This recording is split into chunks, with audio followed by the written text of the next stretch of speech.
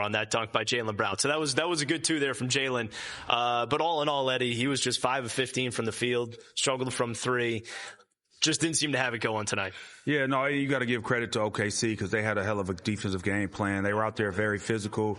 And you know, one of my keys earlier was, you know, keys to the game, I said rebounding the basketball, right?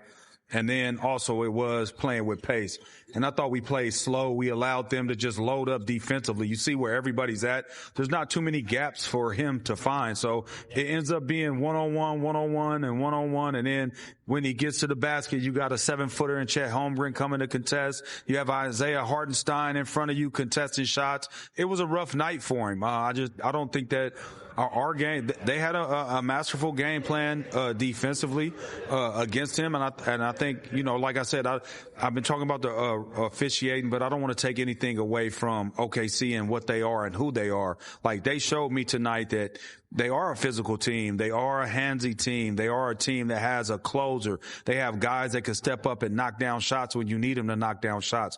This is a real good basketball team that we played against tonight. And the double big for them is working magnificent. It was a huge part of their start to the fourth quarter for sure for OKC with Chet Holmgren alongside Isaiah Hartenstein there. Meanwhile, let's get to the Mass Health numbers here on Jason Tatum and Shai Gilgeous-Alexander. It's presented by the Massachusetts Health Connector. Everyone needs health insurance. If you suddenly need coverage, find a plan that gets you the care you need and get help paying for it at mahealthconnector.org.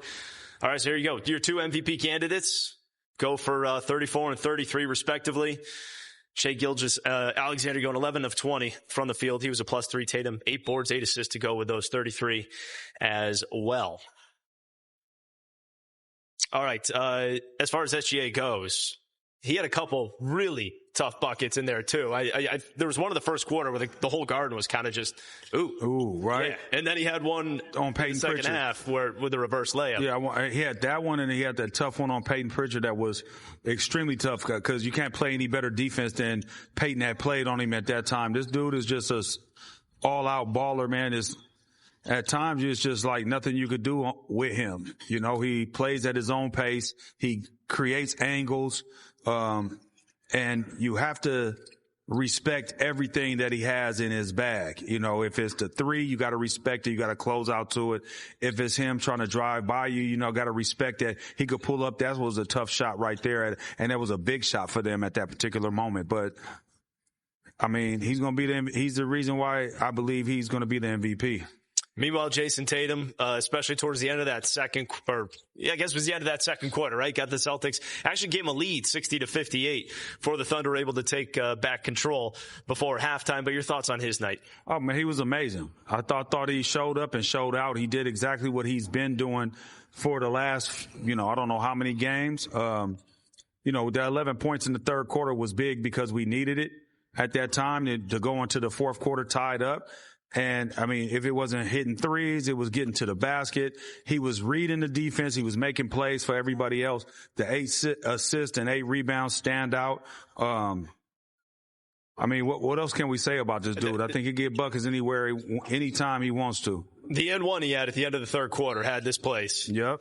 That was it right there. It would tie the game at 88, knocking down that free throw, and that had this place. It felt like a playoff atmosphere. But the Thunder able to hang on. They get the win 118-112. So they're now 54-12 on the season. That's a real basketball team. It's pretty good. Not bad. Celtics 47-19. They'll play again on Friday in Miami. The scoreboard, that's presented by Jeffrey Glassman Injury Lawyers. Hurt, you got to get Glassman. Coming up, we got Caleb Bird, Chris Forsberg standing by. Also going to hear from Al Horford as we have Celtics postgame. Please us, man. It's coming up next. What were they doing to make things so difficult offensively? Especially in the fourth. Man, I think we got some pretty good looks, there. Shots didn't quite go down there. So yeah. What's made them such a challenging matchup, through the 2 games here, and how do you guys have to improve, against them? Good. And I felt like we did a lot of things we wanted to tonight. We got some good looks offensively. So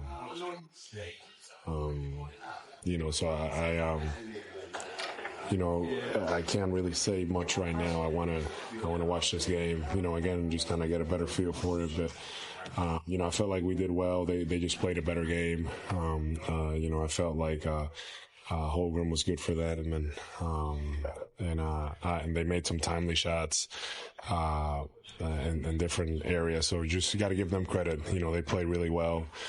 They play hard and they challenge you. So, they earned this win tonight. Defensively, the things they do on that end, what makes it so challenging to get in the paint against them? I felt like they kind of had you on the perimeter for a lot of games. They do a good job. Lou Dort does a good job defending on the perimeter. They really are very active defensively there, and they do a good job protecting the rim. And I felt like, for the most part, we made the right reads, most of the night. You guys hit 15 threes in the first half. Normally, when you go on a shooting run like that, you open up a big lead. What allowed them to kind of withstand that and be ahead at halftime? I think transition hurt us a little bit there. Some offensive rebounds, but they're a really good team. We had some turnovers there, in certain situations that kill their momentum a little bit, but ultimately, they're playing really, good basketball. So this was a really good challenge for us tonight. You guys ended up taking 63 threes. That's a lot even for you guys. Like, why was it so important for you guys to attack them from the outside? I'm pretty happy with it. With us taking those kind of shots with the shooters that we have. And I felt like the vast majority of them were good looks. We got what we wanted. Our guys drove in the paint, kicked it out. We got the looks. So, there's some games that are going to be like that. I think the first game of the year against the Knicks, we got up a lot too. It's different ways that we can go about it. And, if we make a few more of those, then, it's probably a different story. And, that wasn't the case. But I'm okay with that. Last time you guys played, Joseph, the spacing was kind of like the biggest issue that you had in Oklahoma City. Do you feel substantially different with the way the kind of shots that you guys were getting tonight versus that game? And do you like your approach better tonight versus Yeah, no, absolutely. I definitely like our approach better.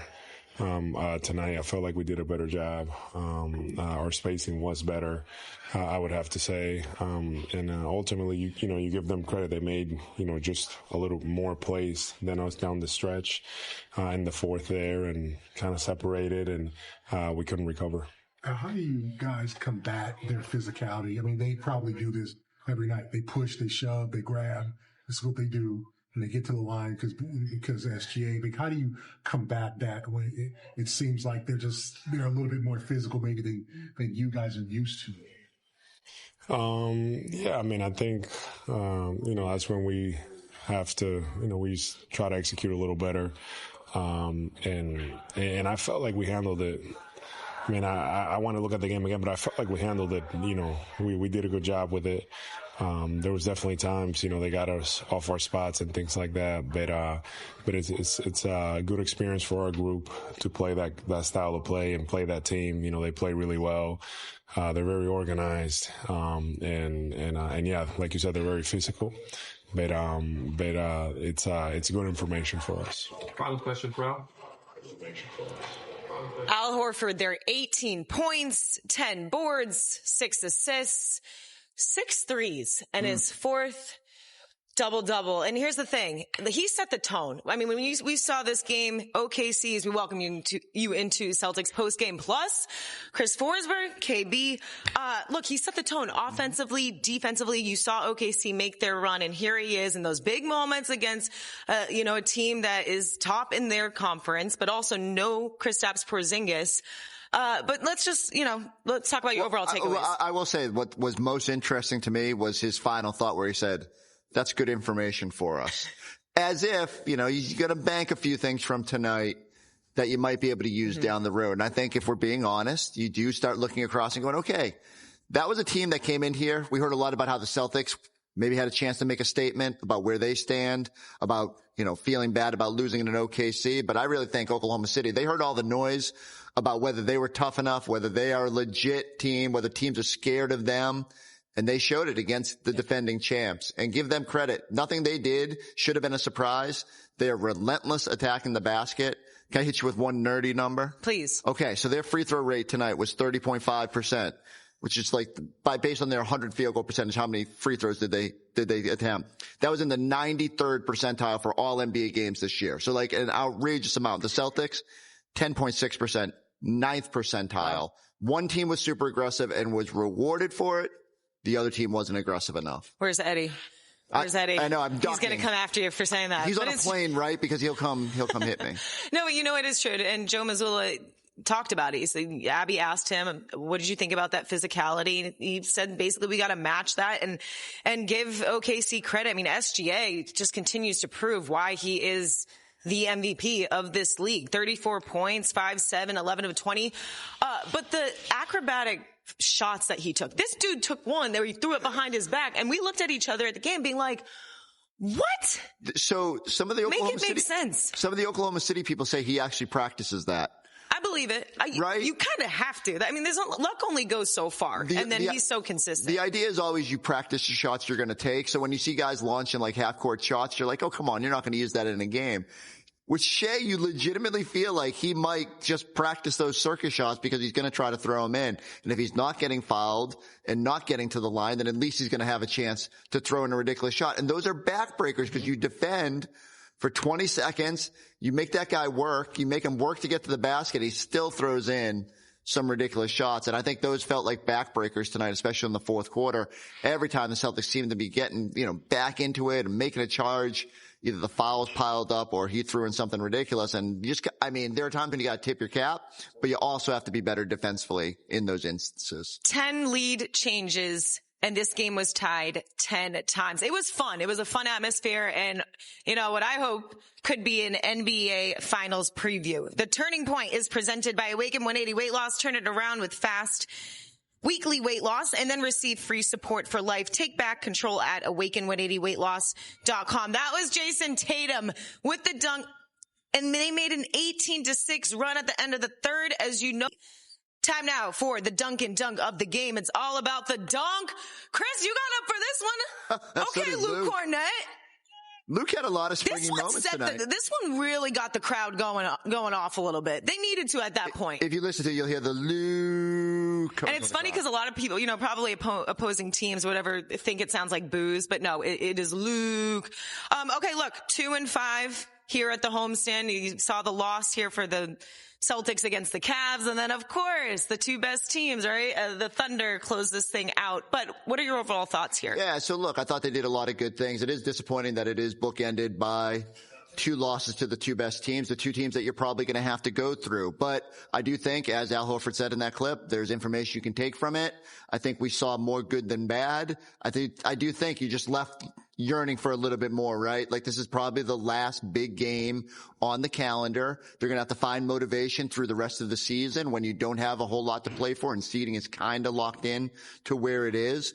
But I do think they can find little things like they need everybody healthy. They need to figure out what this looks like when they're at home. But it was good for them to be home for a little bit.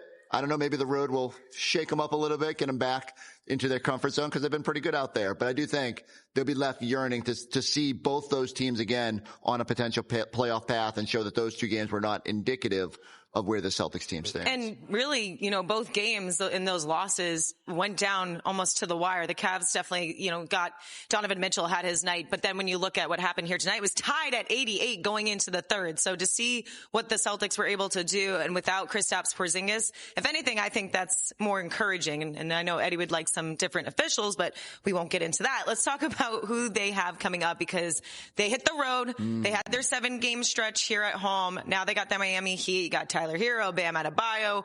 What do you want to see this team just start their momentum on the road? Yeah, so the interesting part to me is going to be you open up back-to-back, Brooklyn on Saturday night, Miami on Friday. You're going to have to kind of figure out the lineup there, where you resting guys. Is Kristaps back? Like, Al's played a bunch of minutes on this homestand. Would be good to kind of ramp him down a little bit. But again, it's going to come down to you got to find motivation. So Miami's lost 5 in a row. They made that big Jimmy Butler trade. They look different. They're trying to figure out their own future. But you got to kind of crank it back up and try to start getting those good habits going again. And so the Celtics have just got to kind of move past this homestand, move past this game, and be ready for what lies ahead. I hope they get a little sunshine. It won't hurt. I know we got a little this week up here. It's starting to peak out here in Boston. You went golfing the other day. A little different in Miami. Okay. Enjoy that for the 24 hours that you're there. And just, again, every game over the next 16 is got to be, what are you finding motivation for? Like, what are you playing for? What are you going to learn from this game? What do you want to try out? Are you working double big? Are you working with everybody? Can you get a look at what this rotation might look like? Can Torrey Craig, who played some minutes here, it's all going to be the little stuff moving forward. But you got to put this one in your back pocket, because that's got to be your motivation moving forward. That the national outlook's going to be, maybe they're still a little bit susceptible. The Celtics fall to OKC here, 118-112 the final. But look, overall at the homestand, I'm not mad about it. I know presented by your New England Cadillac dealers. Elevate your style in a Cadillac, the official luxury vehicle of the Boston Celtics. This one was close. It came into the fourth quarter until SGA just took matters into his own hands. 34 OKC's points. Good, but you got to use it as information. You got to be ready. We doing this again in June? I say we do it again in June. All right. We'll see you guys then. Well, we'll see him Friday, but then we'll see him in June. I'm ready to skip to June.